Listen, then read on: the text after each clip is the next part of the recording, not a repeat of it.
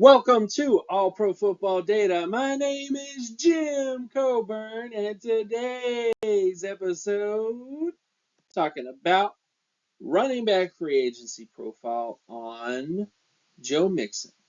So we're going to look at his pre-draft and post-draft profile on various statistical factors to kind of see what Joe Mixon is worth in free agency and kind of just look at his overall data as a prospect. So Mixon, of course, was named to the Pro Bowl in 2021, and he's definitely an interesting prospect coming out. And what we're going to look at first is his offensive market share scores. If you're new to the channel, new to the stuff that I do a lot of offensive market share scores to kind of project prospects. So what it is you take a raw statistic, you divide it by the team total, and then you use that score compared to positional peers to get a percentile score. That score is then weighed against the age of a prospect to give offensive market share scores.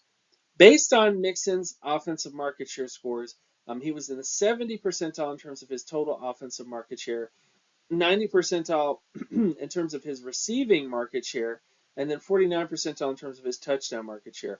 All of his numbers pretty much hit near the starter averages with the exception of his touchdown market share. That was the one thing that was pretty low. This metric, of course, was out of 2,312 running backs since the 1969 NFL draft class. So based on his production data, he tested kind of like a receiving back. With potential to be a Pro Bowler, kind of an outlier Pro Bowler in some ways, based on his data. Moving on to running back efficiency scores. So running back efficiency scores are raw statistics that are ranked against positional peers and things like the touchdown percentage, which is the number of touchdowns divided by total touchdowns, and then of course yards per touch and yards per reception.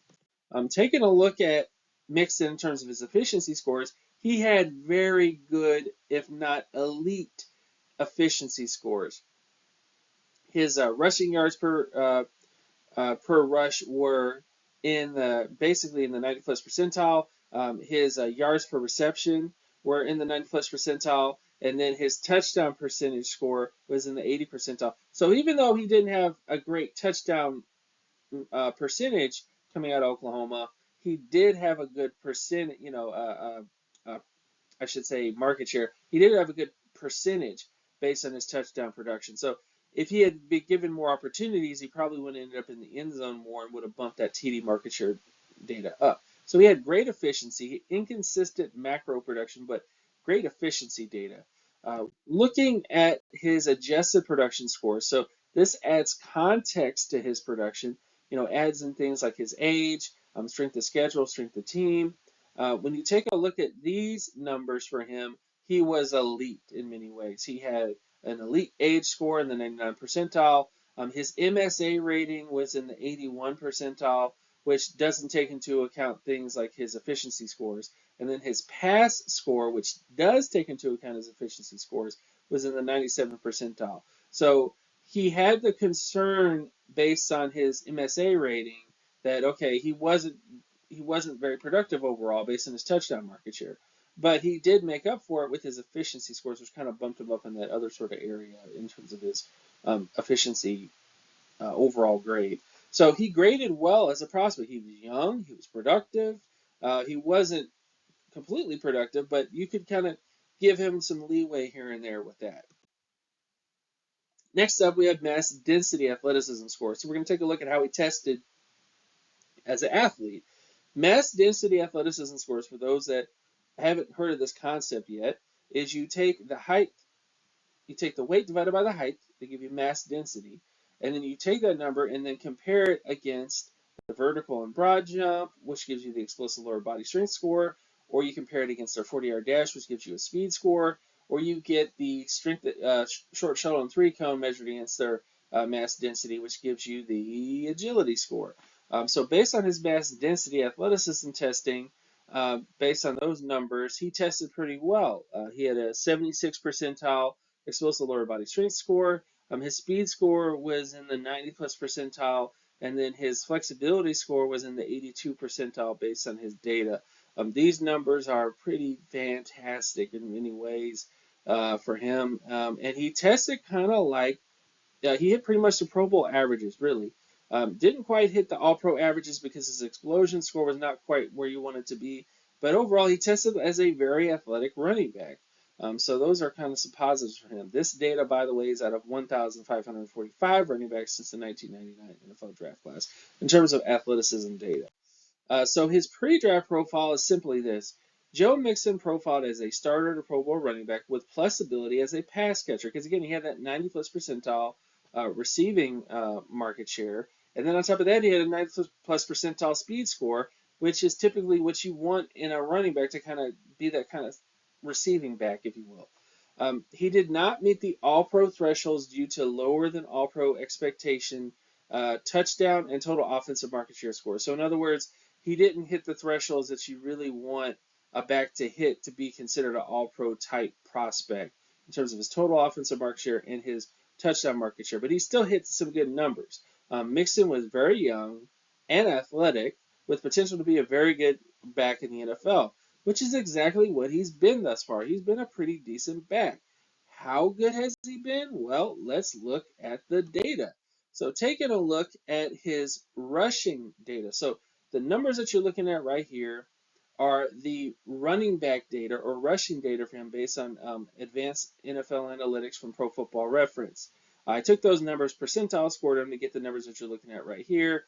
So it has things like rushing attempts, percentile score, yards, touchdowns, first downs, yards before contact by attempt, average yards before contact per attempt, average yak per attempt, average broken tackle per attempt, and then TD percentage, which is how often he gets in the end zone when he gets the football, and of course the first down percentage, how often he gets a first down, which can definitely be influenced by offensive line, but that's definitely there. The running back macro score is basically the production scores, the macro scores all combined. So it doesn't look at how they did per attempt; it just looks at their macro stuff together. And then the running back efficiency score takes a look at their yards before contact per attempt.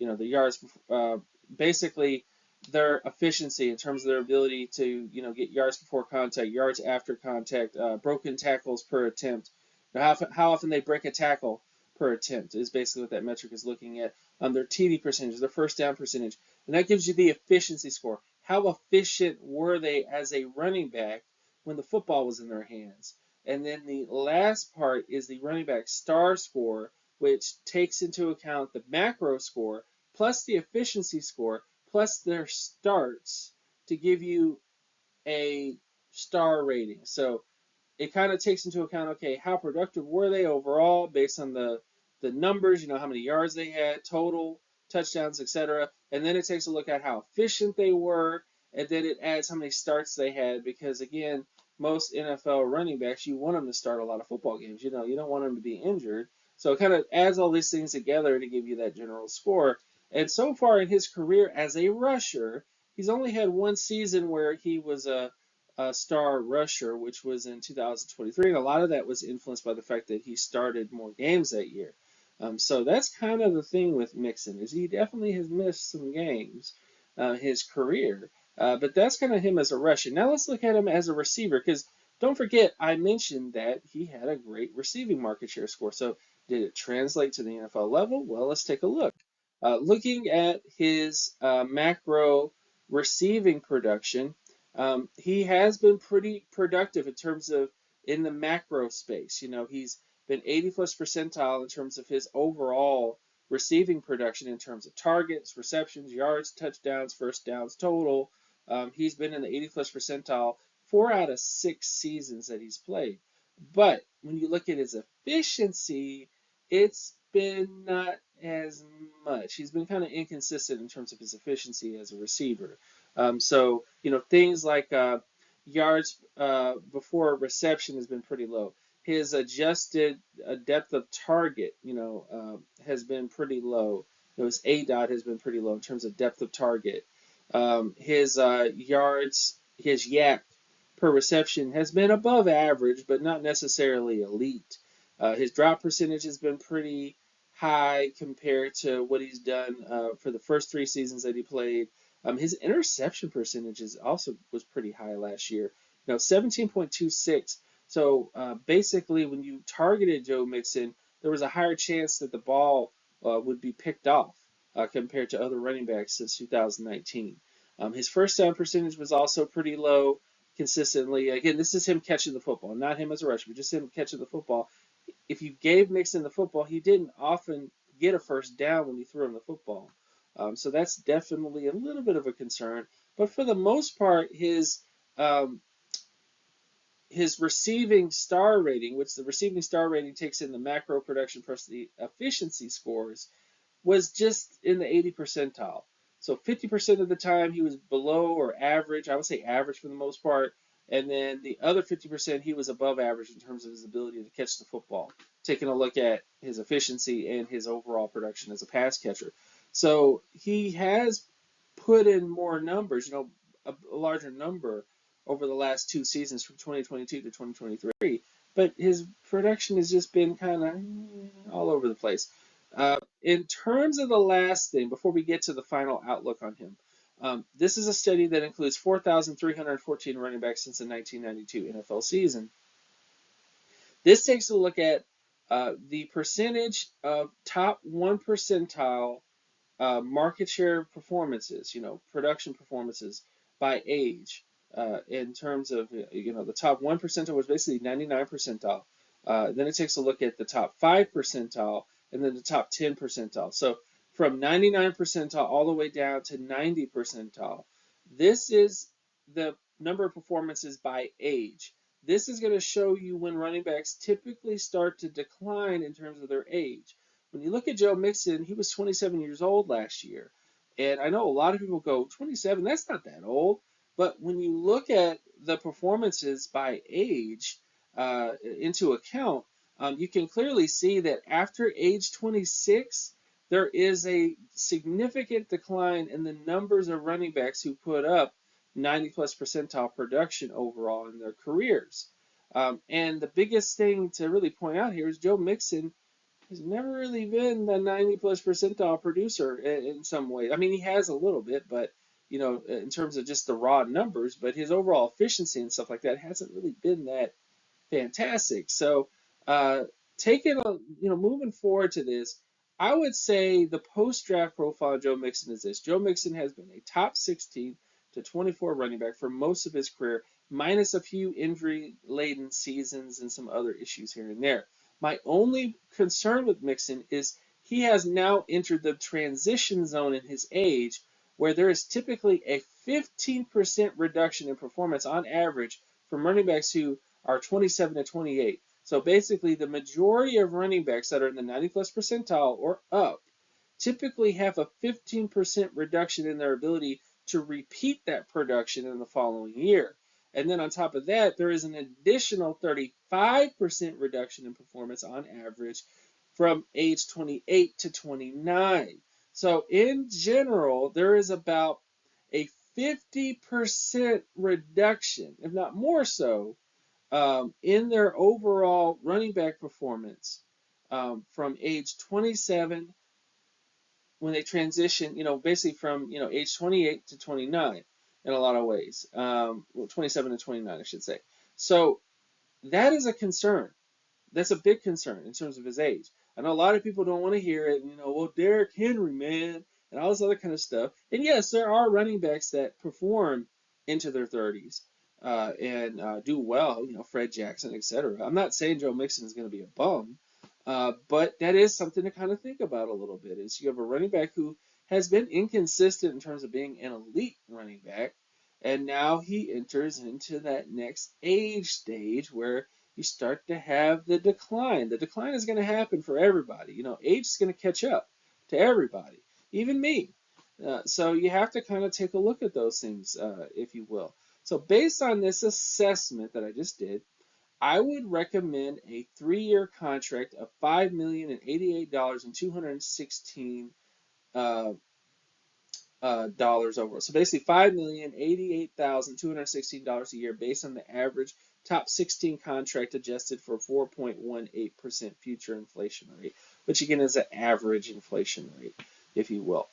That's what I would kind of price him as a top 16, which is again is a above average running back. There's 32 teams he's the 16th best amongst those 32.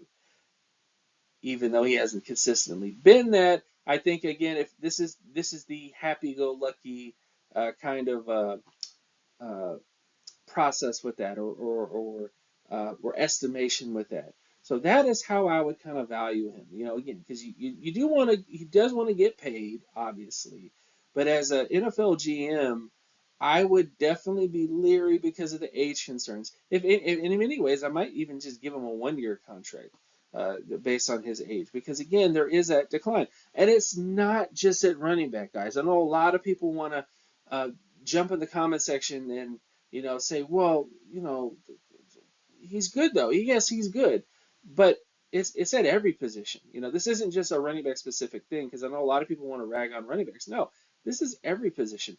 Wide receivers have this same type of decline once they reach that age. Linebackers, defensive tackles, defensive ends, every position for the most part has this decline.